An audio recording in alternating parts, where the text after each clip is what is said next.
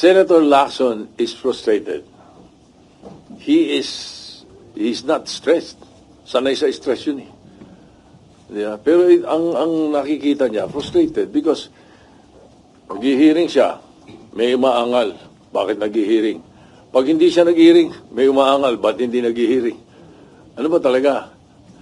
Diba? So,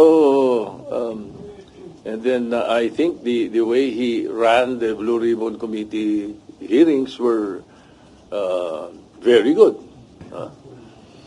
So, siguro, the man is frustrated. I will support whatever decision he makes, and I will accept whatever decision he makes, and he has my 100% support, whatever it is.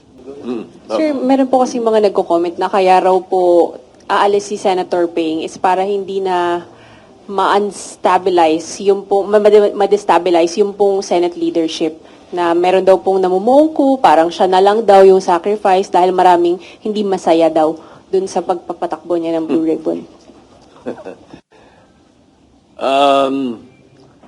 You know, everybody's entitled to his own opinion, so whatever they say, it's up to them if that's their opinion.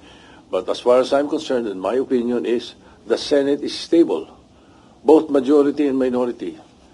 I am very sure that the Senate is stable, and we will make sure, under my leadership, we will make sure that everything will be transparent, everything will be accountable.